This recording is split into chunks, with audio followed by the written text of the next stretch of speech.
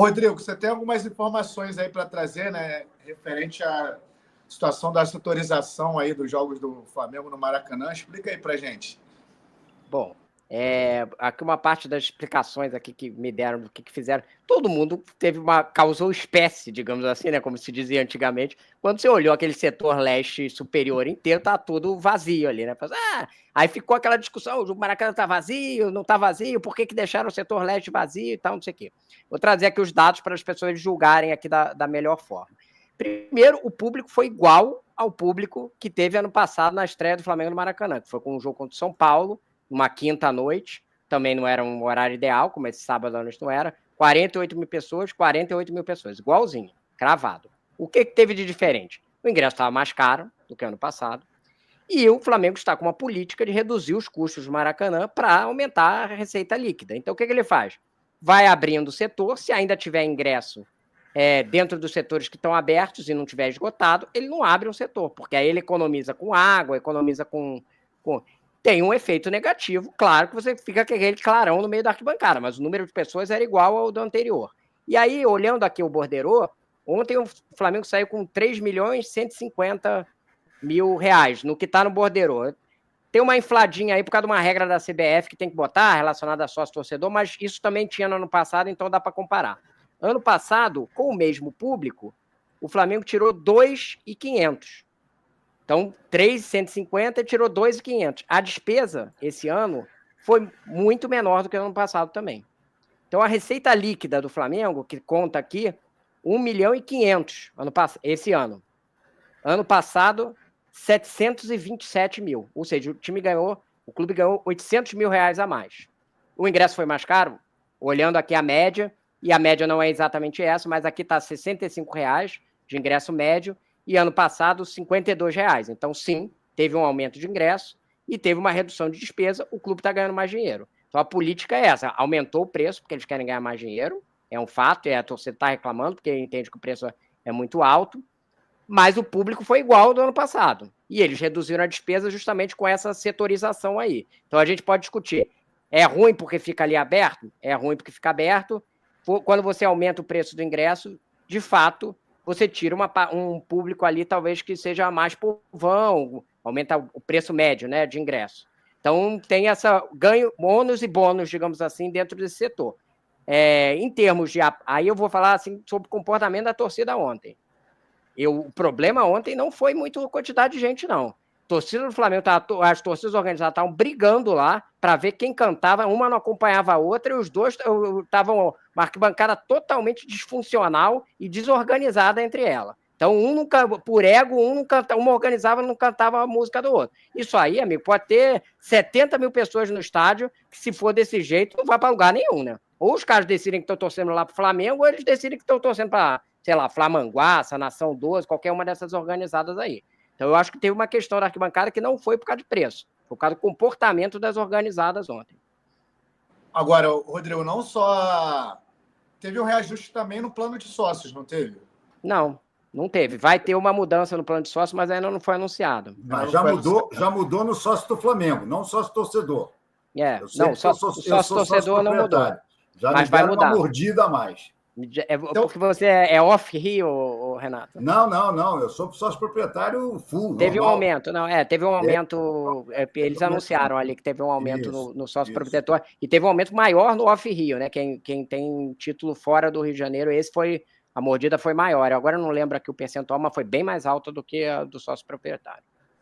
Sobre esse lance da setorização, se eu não me engano, o Fluminense já fazia isso muito, mas o público do Fluminense geralmente é menor, né? A média de público do Fluminense. Eu olhei aqui, eles economizaram em despesa do estádio 150 mil reais. Fora que cortaram outras coisas aqui. Claramente essa política de corte está fazendo sentido para você leva quase R$1 milhão, né, 800 mil reais a mais de um jogo do que levando o mesmo público. O objetivo, que era ter uma receita maior, foi atingido. E o lance dos naming rights aí do Maracanã, existe essa possibilidade, Rodrigo?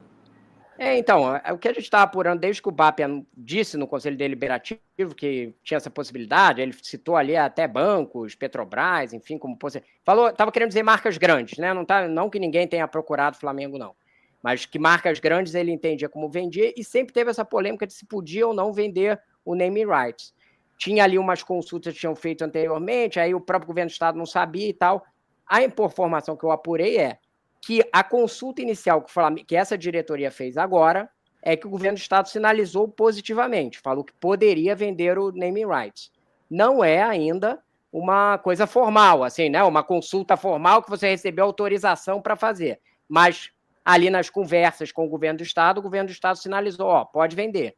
E que o Flamengo já tem, inclusive, um número lá de que ele pretende atingir, que esse número não quiseram me dizer. Mas que ele tem ali um patamar que ele está pretendendo atingir com essa venda de naming rights do Maracanã. O governo, com certeza, disse, pode vender, mas me dá a minha parte.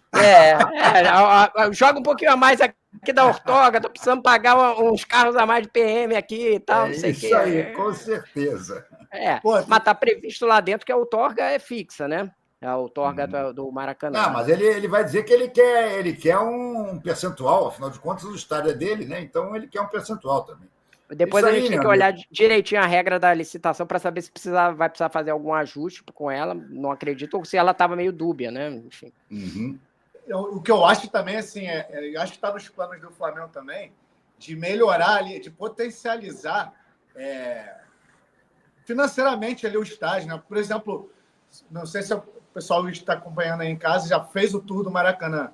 Você faz um tour ali no estádio lá fora, cara, e se comparar com esse tour atual do Maracanã, tem que chegar a dar vergonha. Eles têm que fazer um museu, né, Braz? Tá dentro da licitação. Eles vão ter que fazer um museu do Maracanã. Então, isso aí vai ter que sair em algum momento. O investimento do Flamengo e Fluminense acho que se eu lembrar de cabeça que a matéria que eu fiz, era 400 milhões de reais nos 20 anos, que eles têm que colocar, né? E entre eles está essa construção do museu, que realmente precisa dar uma turbinada. Acho que tem que turbinar restaurante, que hoje tem pouca coisa, tem que melhorar muito comida disponível, bebida disponível, tudo isso pode melhorar bastante, porque o consumo é muito alto. Então, eu acho que dá para ganhar mais dinheiro com esse... As pessoas claramente vão para o estádio, quem tem dinheiro, e aí a gente pode voltar à discussão do povão e tal, mas quando você põe gente que tem dinheiro no estádio, ela gasta. Não, principalmente se você tiver atração, né? Eu, por exemplo, lá fora, cansei de ir ver jogo e antes eu ia almoçar no estádio.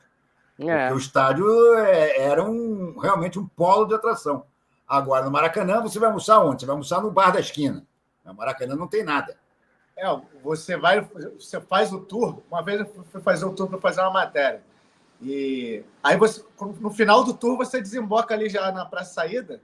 Você não tem ali opções de restaurante. Ali tem dois ali, uma lanchonete e um outro negócio de frango, mas é muito pouco. E a quantidade de turista que vai fazer o tour, mesmo assim, é impressionante. A quantidade de turista que está indo no jogo do Flamengo. Eu fui de metrô no jogo de sábado, tinha uns árabes do meu lado, com a camisa do Flamengo, falando em árabe, enfim. Pois é. Agora, já estamos caminhando aqui para o final do programa. Vou passar aqui o panorama de como é que está a enquete. Juninho é o ideal para ser o 9 do Flamengo enquanto o Pedro não volta. Sim, está ganhando com 77%, não 23%. O último assunto que eu vou jogar aí para vocês, Felipe Luiz, cara, tem chance de pintar na seleção? Não. Chegar a proposta, você acha que ele balança? Não faz nada.